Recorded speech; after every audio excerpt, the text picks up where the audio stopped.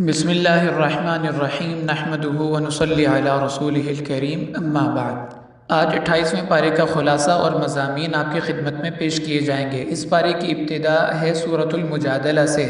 مجادلہ عربی زبان میں گفتگو کرنے کو کہتے ہیں، وہ گفتگو جس میں دوسرے سے کسی بات پر ضد یا اصرار کرنے کا عنصر موجود ہو، اور اس میں چونکہ واقعہ ہے حضرت خولہ بنت ثعلبہ رضی اللہ تعالی عنہ کا آپ صلی اللہ علیہ وسلم سے بات چیت کرنے کا، تو اس نسبت سے اس سورت کو سورۃ المجادلہ کہا جاتا ہے۔ قرآن پاک کی سورتوں کا دوسرا نصف حصہ یہاں سے شروع ہو رہا ہے، یعنی 114 سورتوں کو اگر ہم دو حصوں میں تقسیم کریں تو پہلی آدھی سورتیں سورۃ الحدید پر مکمل ہو جاتی ہیں اور دوسری آدھی سورتیں سورۃ المجادلہ سے شروع ہوتی ہیں۔ اس سورت کی خاصیت یہ ہے کہ اس کی ہر آیت میں اللہ تعالیٰ کے اسم ذاتی، اسم جلالہ لفظ اللہ آپ کو ملے گا، بلکہ 22 آیات میں 40 مرتبہ اس نام کو مکرر لایا گیا ہے۔ پہلی آیت کو اگر دیکھیں تو اس میں 4 دفعہ لفظ اللہ آپ کو نظر آئے گا۔ اس صورت میں اللہ تعالیٰ نے اپنے اسم جلالہ کو اتنی کثرت سے ذکر کیا، اس کی وجہ مفسرین نے یہی لکھی ہے کہ پہلی آدھی صورتوں کے لیے بطور تمہید کے سورۃ الفاتحہ کو ذکر فرمایا، اور دوسری آدھی صورتوں کے لیے بطور مقدمے اور تمہید کے سورۃ المجادلہ کو اللہ تعالیٰ نے نازل فرمایا، اور اس سورت کو یہ شرف اور اعزاز بخشا کہ اس کی ہر آیت میں اپنا ذاتی نام استعمال فرمایا۔ اس سورت کی ابتدا میں اللہ تعالیٰ نے حضرت خولہ بنت ثعلبہ رضی اللہ تعالی عنہ کا واقعہ بیان کیا کہ ان کے شوہر حضرت اوس بن صامت رضی اللہ تعالی عنہ نے ان سے زہار کیا اور ان کو کہا کہ تم میری ماں کی طرح ہو۔ عرب معاشرے میں جو اپنی بیوی سے زہار کرتا تھا، یعنی اس کو اپنی ماں، بہن، بیٹی کے ساتھ تشبیہ دیتا تھا، وہ بیوی ہمیشہ کے لیے اس پہ حرام سمجھی جاتی تھی اور حلت کی یا واپسی کی کوئی صورت باقی نہیں رہتی تھی۔ تو جب ان کے شوہر نے ان سے زہار کیا تو یہ آپ صلی اللہ علیہ وسلم کی خدمت میں حاضر ہوئی کہ اب مجھے کیا کرنا چاہیے؟ تو آپ نے جو عرب کی ایک روایت تھی اس کے مطابق جواب دیا، فرمایا کہ تم اپنے شوہر پر حرام ہو چکی ہو۔ انہوں نے عرض کیا یا رسول اللہ میرے لیے آپ کوئی صورت نکالیں۔ آپ نے فرمایا اللہ تعالیٰ نے زہار کے بارے میں کوئی احکامات ابھی تک نازل نہیں فرمائے، تو میں کون سی صورت آپ کے لیے نکالوں؟ انہوں نے عرض کیا یا رسول اللہ میں آپ سے صرف مسئلہ پوچھنے نہیں آئی، اپنا مسئلہ حل کروانے آئی ہوں۔ تو آپ نے فرمایا میں کیا کر سکتا ہوں؟ جب تک اللہ تعالیٰ کی طرف سے کوئی احکامات نازل نہ ہو تو میں کیسے اپنی مرضی سے کوئی اس میں تبدیلی کر سکتا ہوں؟ حضرت خولہ پریشان تھی کہ اتنے بچوں کے ساتھ میں کہیں نکاح بھی نہیں کر سکتی اور اکیلی بچوں کو پال بھی نہیں سکتی، تو ان کی چاہت تھی کہ میں واپس اپنے شوہر کے پاس چلی جاؤں لیکن کوئی حلت کی صورت پیدا ہو جائے۔ تو آپ صلی اللہ علیہ وسلم نے فرمایا کہ اللہ کی طرف رجوع کریں، شاید اللہ تعالیٰ آپ کے لیے کوئی صورت پیدا فرما دیں۔ تو جب انہیں وہاں سے کوئی مسئلہ حل ہوتا ہوا نظر نہ آیا تو انہوں نے اللہ کی طرف لو لگائی اور اللہ سے اتنا گڑ گڑا کے مانگا کہ اللہ تعالیٰ نے ان کا مسئلہ حل فرما دیا، اور زہار کی وجہ سے جو حرمت عرب کے اندر سمجھی جاتی تھی اللہ نے اس کو کفارے کے ساتھ ختم فرما دیا۔ اب اگر کوئی اپنی بیوی سے زہار کرتا ہے تو وہ کفارہ ادا کر کے بیوی کو واپس اپنے پاس رکھ سکتا ہے۔ تو اللہ تعالیٰ ارشاد فرماتے ہیں قد سمع اللہ قول التی تجادلک فی زوجہا وتشتکی الی اللہ واللہ یسمع تحاورکما ان اللہ سمیع بصیر۔ اس عورت کا آپ سے اصرار کرنا اور آپ کا ان کو انکار کرنا اللہ سن رہے تھے، آپ تو اس کے دکھ کا مداوع نہیں کر سکے۔ اللہ تعالیٰ کے سامنے جب اس نے اپنا دکھڑا رکھا، اللہ تعالیٰ نے اس کی دکھ کی وجہ سے، تڑپ کی وجہ سے قانون ہی بدل دیا۔ اب زہار کی وجہ سے دائمی حرمت نہیں ہوگی بلکہ کفارہ ادا کرنے سے حلت آ جائے گی، اور کفارہ یہ کہ غلام آزاد کیا جائے یا 2 مہینے مسلسل روزے رکھے جائیں۔ اگر روزے نہیں رکھ سکتے تو پھر اس صورت میں 60 مسکینوں کو کھانا کھلانے سے بھی کفارہ ادا ہو جائے گا۔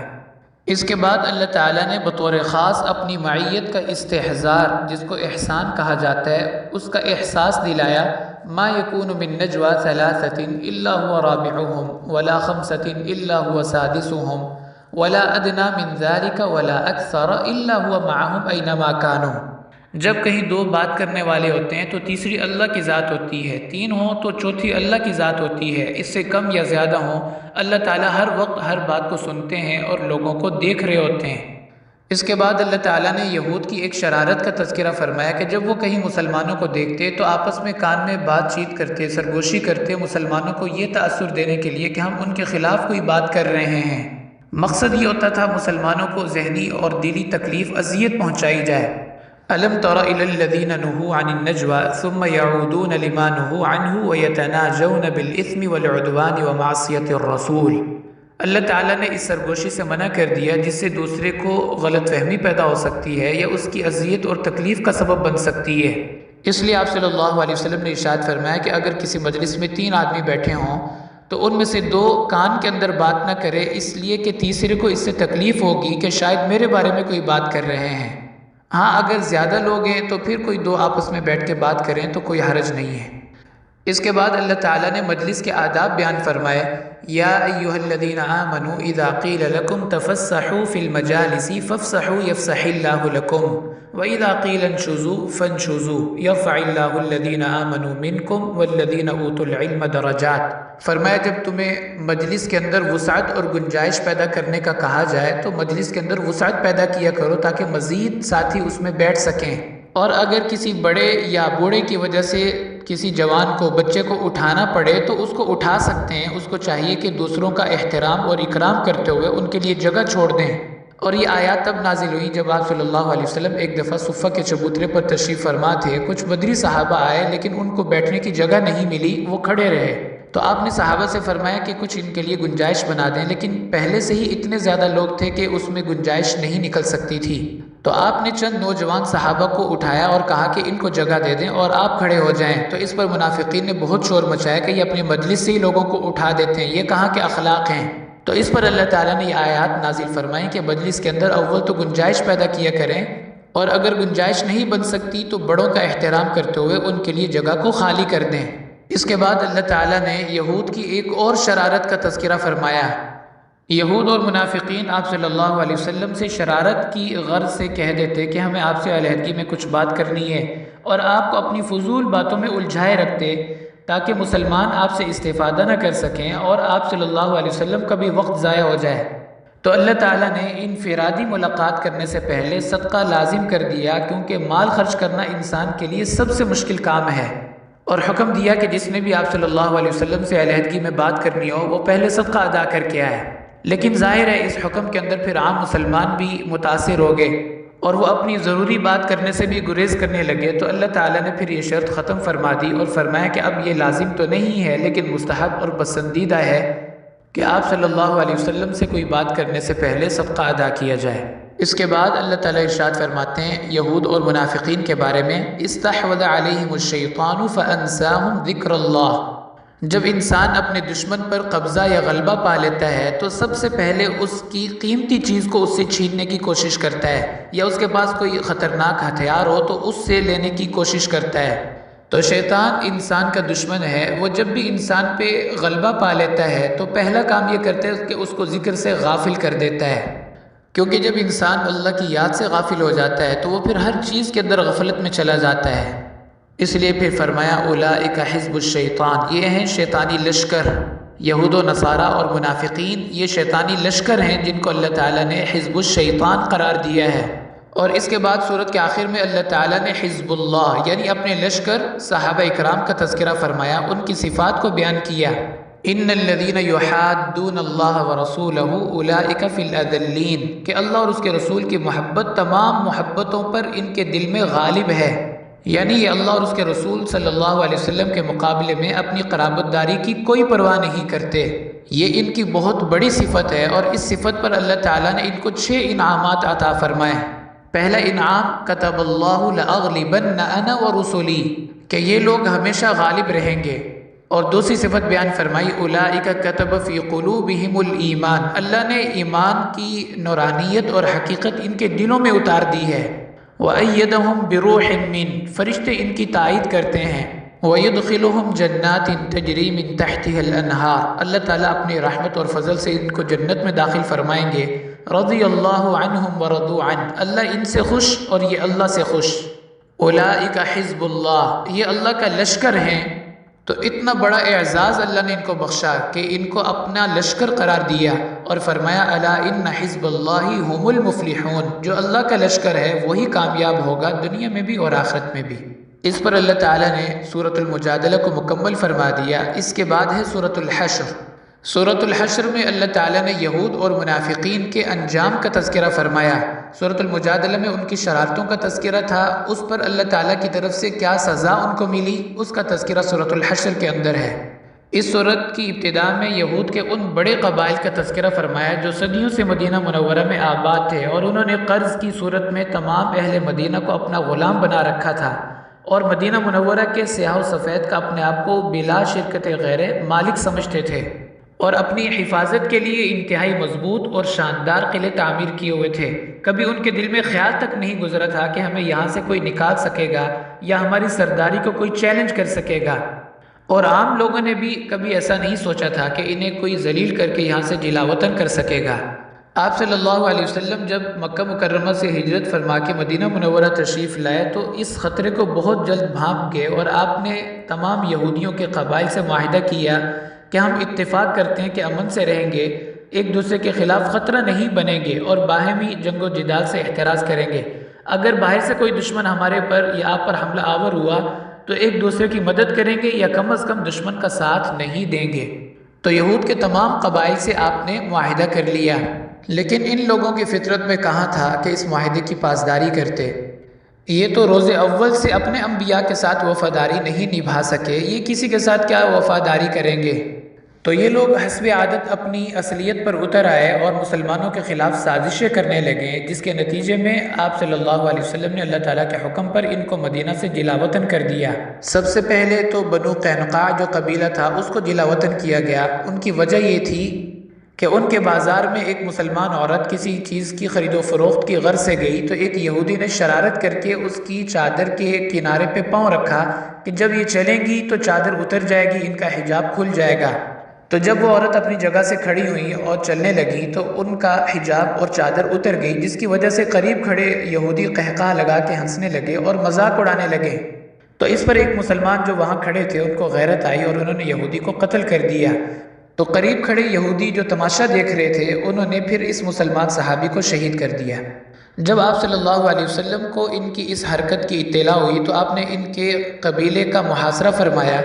آخر کار یہ مجبور ہو گئے ہتھیار پھینکنے پہ، تو آپ صلی اللہ علیہ وسلم نے حکم دیا کہ یہ فوراً مدینہ منورہ چھوڑ کے چلے جائیں۔ تو یہ لوگ یہاں سے نکل کر خیبر میں جا کے آباد ہو گئے۔ لیکن آپ نے سنا ہوگا کہ عقل مند انسان دوسروں سے عبرت حاصل کرتا ہے اور بیوقوف انسان دوسروں کے لیے عبرت بن جاتا ہے۔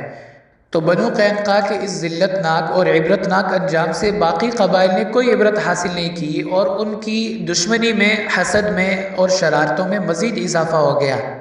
پھر غزوہ بدر کے موقع پر جب اللہ تعالیٰ نے مسلمانوں کو شاندار اور بہترین فتح عطا فرمائی تو یہود اس سے کافی پریشان ہوئے کہ مسلمانوں کا زور اور طاقت تو دن بدن بڑھتا چلا جا رہا ہے۔ تو یہ فوراً مکہ والوں کے پاس گئے اور جا کے ان کے ساتھ ہمدردی کا اظہار کیا، اور جو لوگ ان کے مر چکے تھے ان کے اوپر مرثیہ پڑھا اور اپنی محبت کا اظہار کیا، اپنی مدد کا یقین دلایا، اور کہا کہ تم دوبارہ مسلمانوں پر حملہ کرو تاکہ بدر کا جو تمہیں نقصان ہوا ہے اس کی تلافی ہو جائے۔ تم باہر سے حملہ کرنا، ہم اندر سے ان پر حملہ کریں گے۔ تو غزوہ بدر سے اگلے سال 3 ہجری کو کفار جو دوبارہ حملہ کرنے کے لیے آئے اور احد کا معرکہ پیش آیا، اس کی مین وجہ ان لوگوں کا ابھارنا تھا۔ جب آپ صلی اللہ علیہ وسلم کو اطلاع ہوئی تو آپ نے بنو نذیر قبیلے کا محاصرہ کیا، اور آخر کار ان کو بھی ہتھیار پھینکنے پڑے اور اپنی شکست کو تسلیم کیا، اور آپ صلی اللہ علیہ وسلم نے ان کے بارے میں فیصلہ فرمایا، حکم دیا کہ فوراً مدینہ سے نکل جائیں۔ تو یہ لوگ بھی خیبر میں جا کے آباد ہو گئے۔ اس کے بعد تیسرا اور آخری قبیلہ تھا بنو قریظہ۔ انہوں نے خندق کے موقع پر مسلمانوں کے خلاف مشرکین کی مدد کی اور اندر کی خبریں باہر پہنچاتے رہے۔ تو خندق کے بعد آپ صلی اللہ علیہ وسلم نے اللہ تعالیٰ کے حکم پر ان کو جلا وطن ہونے کی اجازت نہیں دی، بلکہ ان کو قتل کر دیا گیا۔ ان کی عورتوں کو اور بچوں کو غلام بنا لیا گیا، اور ان کا جو مال تھا اس کو مسلمانوں میں تقسیم کر دیا۔ اور یہ جو 2 قبیلے خیبر میں جا کے آباد ہو گئے تھے ان کو وہاں بھی سکون نصیب نہیں ہوا، مسلمانوں کے خلاف سازشیں کرتے رہے۔ تو آخر کار اللہ تعالیٰ کے حکم سے 7 ہجری کو آپ خیبر تشریف لے گئے، اور وہاں پہ جا کے آپ نے ان کی طاقت کو ختم کر دیا۔ اور عمر رضی اللہ تعالیٰ کے زمانے میں تو ان کو خیبر سے بھی جلا وطن کر کے شام کی طرف دھکیل دیا گیا، اور جزیرہ عرب ان کے ناپاک وجود سے ہمیشہ کے لیے پاک ہو گیا۔ تو سورت کی ابتدائی آیات میں اللہ تعالیٰ نے بنو نذیر کی جلا وطنی کا تذکرہ فرمایا، هو الذی اخرج الذین کفروا من اہل الکتاب من دیارہم لأول الحشر۔ اور بنو قینقاع کی شکست اور جلاوطنی کا تذکرہ آگے فرمایا کمثل الذین من قبلہم قریبا ذاقوا وبال امرہم ولہم عذاب علیم، کہ اگر یہ لوگ انسان ہوتے اور سمجھنے والے ہوتے تو یہ اپنے سے پہلے والوں سے عبرت حاصل کرتے اور ان حرکتوں سے باز آ جاتے جن کی وجہ سے ان کو نکالا گیا تھا۔ اس کے بعد اللہ تعالیٰ نے اوس اور خزرج یعنی مدینہ کے ان قبائل کی تعریف فرمائی جنہوں نے صحابہ کو اپنے ہاں ٹھکانہ دیا، ان کا تعاون کیا اور اخوت بھائی چارے کی ایسی مثال قائم کی کہ نہ اس جیسی مثال انسانی تاریخ میں پہلے کہیں ملتی ہے اور نہ قیامت تک اس کی کوئی نظیر پیش کر سکتا ہے۔ اللہ تعالیٰ ارشاد فرماتے ہیں وَالَّذِينَ تَبَوَّؤُوا الدَّارَ وَالْإِيمَانَ مِنْ قَبْلِهِمْ يُحِبُّونَ مَنْ هَاجَرَ إِلَيْهِمْ، کہ یہ لوگ مہاجرین سے دل سے محبت رکھتے ہیں اور ان پر جان مال نچھاور کرنا اپنی خوشی اور سعادت سمجھتے ہیں، بلکہ ضرورت ہونے کے باوجود بھی ان کو ترجیح دیتے ہیں اور دل میں ان کے بارے میں محبت اور ہمدردی کے جذبات رکھتے ہیں۔ آگے اللہ تعالیٰ ارشاد فرماتے ہیں کہ منافقین کی مثال شیطان کی طرح ہے، کہ جس طرح شیطان نے بدر کے موقع پر کفار سے کہا کہ تم لڑو میں تمہارے ساتھ ہوں، لیکن جب فرشتوں کو اترتے ہوئے دیکھا تو بھاگ گیا۔ اسی طرح منافقین یہود سے کہا کرتے تھے کہ تم ڈٹے رہنا، مدینہ کو چھوڑ کے نہیں جائیں گے، یہ تو ہمارا وطن ہے، یہ لوگ کون ہوتے ہیں ہمیں یہاں سے نکالنے والے۔ لیکن جب آپ صلی اللہ علیہ وسلم نے ان کے قبیلے کا محاصرہ کیا تو کوئی سامنے نہیں آیا اور آخر کار انہیں شکست ہوئی اور نکلنے پہ مجبور ہو گئے۔ کمثل الشیطان اذ قال للانسان اکفر فلما کفر قال انی بریء منک انی اخاف اللہ رب العالمین۔ آگے فرمایا کہ یہ اسی انجام کے مستحق ہیں دنیا میں بھی اور آخرت میں بھی۔ فَكَانَ عَاقِبَتَهُمَا أَنَّهُمَا فِي النَّارِ خَالِدَيْنِ فِيهَا وَذَلِكَ جَزَاءُ الظَّالِمِينَ۔ اس کے بعد اللہ تعالیٰ نے قرآن پاک کی عظمت شان کو بیان فرمایا لَوْ أَنزَلْنَا هَذَا الْقُرْآنَ عَلَى جَبَلٍ لَرَأَيْتَهُ خَاشِعًا مُتَصَدِّعًا مِنْ خَشْيَةِ اللَّهِ، کہ اگر اللہ تعالیٰ اپنی کتاب کو کسی پہاڑ پر نازل کرتے تو وہ بھی اس کا تحمل نہ کر سکتا اور اللہ کے خوف ہیبت کی وجہ سے ریزہ ریزہ ہو جاتا۔ اور یہ لوگ اللہ تعالیٰ کی کتاب اور احکام کو مذاق سمجھتے ہیں، اس لیے سورت کے آخر میں پھر اللہ تعالیٰ نے اپنا تعارف کروایا، اپنی متعدد صفات بیان فرمائی اور ان صفات پر اس سورت کو مکمل فرمایا۔ اس کے بعد ہے سورۃ الممتحنہ۔ اس سورت کی ابتدا میں اللہ تعالیٰ نے حضرت حاطب بن ابی بلتعہ رضی اللہ تعالیٰ عنہ جو مخلص صحابی تھے، بدر کے اندر بھی شریک رہے، ان کا واقعہ بیان کیا۔ یا ایھا الذین آمنوا لا تتخذوا عدوی وعدوکم اولیاء تلقون الیہم بالمودہ۔ ان آیات کا شان نزول یہ ہے کہ حدیبیہ کے بعد جب کفار کی طرف سے صلح حدیبیہ کی عہد شکنی کی گئی تو آپ صلی اللہ علیہ وسلم نے قریش کو اطلاع کروا دی کہ اب وہ معاہدہ باقی نہیں رہا۔ مدینہ میں نبی اکرم صلی اللہ علیہ وسلم نے مکہ پر حملے کی تیاری شروع فرما دی اور صحابہ کو بھی حکم دیا کہ وہ جنگ کے لیے تیار ہو جائیں۔ اتفاق سے مکہ مکرمہ کی ایک عورت سارہ نامی مالی امداد کے لیے مدینہ منورہ آئی ہوئی تھی، اس کے ذریعے حضرت حاطب بن ابی بلتعہ رضی اللہ تعالیٰ عنہ نے اپنے اہل و عیال کی خاطر جو مکہ میں ہی آباد تھے قریش پر احسان کرنے کے لیے خط بھیجا اور اس میں اطلاع دی کہ آپ صلی اللہ علیہ وسلم عن قریب مکہ پر حملہ آور ہوں گے۔ تو اللہ تعالیٰ نے یہ آیات نازل فرمائی اور تنبیہ کی کہ تم ان کے ساتھ دوستی کے ہاتھ بڑھاتے ہو اور انہوں نے تمہارے ساتھ تمہارے نبی کے ساتھ کیا کیا تمہیں بھول گیا ہے؟ اس لیے آگے فرمایا قد كانت لكم اسوة حسنة في ابراہیم والذین معه، کہ تمہارے لیے حضرت ابراہیم علیہ السلام بہترین نمونہ ہیں۔ اذ قالوا لقومهم انا براء منكم ومما تعبدون من دون اللہ، وہ اپنی مشرک قوم سے برات کا اعلان کر کے وہاں سے ہجرت کر کے چلے گئے، تو تمہیں بھی ان مشرکین سے اپنے تعلقات ختم کر دینے چاہیے اور ان کی ہمدردی کرنا چھوڑ دیں، یہ نہ پہلے آپ کے بنے اور نہ آئندہ آپ کے بنیں گے۔ اس کے بعد فرمایا لا ینہاکم اللہ عن الذین لم یقاتلوکم، کہ سب کفار کا حکم ایک جیسا نہیں ہے۔ اللہ تعالیٰ نے ان کفار کے ساتھ تعلق رکھنے سے یا ان کے ساتھ ہمدردی کرنے سے کب منع کیا ہے؟ جو تمہارے ساتھ پرامن رہتے ہیں اور تمہارا برا نہیں سوچتے، ان سے منع کیا ہے جنہوں نے تمہیں اذیتیں پہنچائی ہیں، تمہارے دین کو جھٹلایا ہے اور اللہ کے نبی صلی اللہ علیہ وسلم اور صحابہ کو ہجرت کرنے پہ مجبور کیا ہے۔ اس کے بعد اللہ تعالیٰ نے ان صحابیات کا تذکرہ فرمایا جو ہجرت کر کے مکہ مکرمہ سے مدینہ آ گئیں، کیونکہ حدیبیہ کے اندر جو صلح ہوئی تھی اس میں صرف مردوں کا تذکرہ تھا، عورتوں کا تذکرہ نہیں تھا کہ اگر عورت مسلمان ہو کے مدینہ منورہ آ جائے تو اس کو بھی واپس کیا جائے گا۔ تو اس لیے اللہ تعالیٰ نے ان آیات میں منع کیا ہے کہ کسی مسلمان عورت کو واپس نہ کیا جائے، لیکن اس کے ساتھ ہی مسلمانوں کو متنبہ کیا کہ ان عورتوں کا بھی امتحان لیا جائے، فامتحنوہن، ان کی جانچ پڑتال کی جائے کہ یہ مسلمان ہو کے آئی ہیں یا کسی اور مقصد اور نیت سے آئی ہیں، ایسا نہ ہو کہ مسلمانوں کی جاسوسی کرنے کے لیے یا ان کو کوئی نقصان پہنچانے کے لیے آئی ہوں۔ تو اسی نسبت سے اس صورت کو سورۃ الممتحنہ کہا جاتا ہے۔ اور آخر میں فرمایا کہ جب تمہیں ان کے بارے میں اطمینان ہو جائے تو آپ ان کو بیعت کر لیں اور ان سے عہد لیں کہ آئندہ یہ شرک نہیں کریں گی، زنا نہیں کریں گی، چوری نہیں کریں گی، اپنی اولاد کو قتل نہیں کریں گی، بہتان نہیں باندھیں گی، اور ہر نیک بات میں آپ کی اطاعت کریں گی۔ اللہ تعالیٰ سے بھی ان کے لیے استغفار اور استقامت کی دعا کریں، اللہ تعالیٰ ان کو اسلام کے اوپر استقامت اور دوام نصیب فرمائے۔ یہاں پر اللہ تعالیٰ نے سورۃ الممتحنہ کو مکمل فرما دیا۔ اس کے بعد ہے سورۃ الصف۔ اس کو سورۃ الصف اس لیے کہا جاتا ہے کہ اس میں اللہ تعالیٰ نے ایمان والوں کی ان صفوں کا تذکرہ فرمایا جو وہ قتال کے وقت باندھتے ہیں، اور ان کی تعریف فرمائی ہے۔ سورت کی ابتدا میں اللہ تعالیٰ فرماتے ہیں یا ایھا الذین آمنوا لم تقولون ما لا تفعلون، اے ایمان والو تم بڑے بڑے دعوے نہ کرو جو تم پورے نہیں کر سکتے۔ جیسے یہود نے حضرت موسیٰ علیہ السلام سے کہا تھا کہ اللہ تعالیٰ سے آپ درخواست کریں کہ کسی کتاب کو نازل کر دیں تاکہ ہم اللہ تعالیٰ کے احکامات کے مطابق زندگی گزار سکیں۔ پھر جب اللہ تعالیٰ نے تورات کو نازل کیا تو اس پر عمل نہیں کر سکے۔ اسی طرح ایک موقع پر اپنے نبی سے درخواست کی کہ آپ اللہ تعالیٰ سے کہیں کہ کسی کو ہمارا امیر مقرر کر دیں، بادشاہ بنا دیں، تاکہ ہم اس کی معیت میں عمالقہ کے خلاف جہاد کریں اور فلسطین کو آزاد کر کے یہاں پہ آباد ہو جائیں۔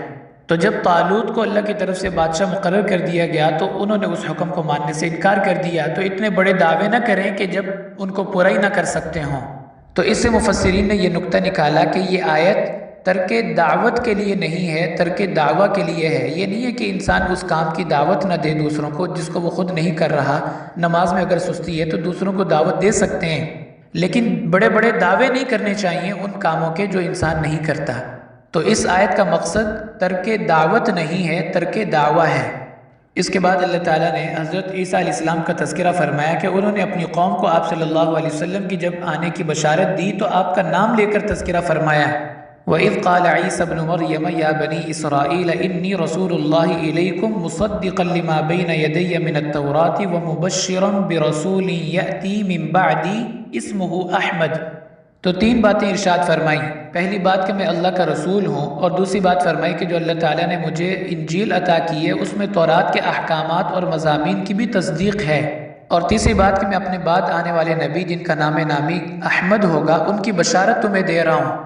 یعنی پہلے انبیاء کی تصدیق کی اور بعد میں آنے والے نبی کی بشارت دی اپنی قوم کو۔ اس بشارت کا نتیجہ یہ ہوا کہ اللہ تعالیٰ ان کو توفیق دیں گے کہ قرب قیامت میں یہ آئیں گے اس امت میں اور آپ صلی اللہ علیہ وسلم کی شریعت پر خود بھی عمل فرمائیں گے، کیونکہ باقی انبیاء نے آپ صلی اللہ علیہ وسلم کا تعارف اور بشارت اپنی قوم کو دی تھی لیکن بغیر نام ذکر کیے۔ انہوں نے نام ذکر کر کے اپنی قوم کو بڑی وضاحت سے آپ صلی اللہ علیہ وسلم کا تعارف کروایا اور ان کو تلقین کی، تاکید کی کہ جب وہ تشریف لے آئیں تو ان کی بات کو مانیں اور ان پر ایمان لے آئیں۔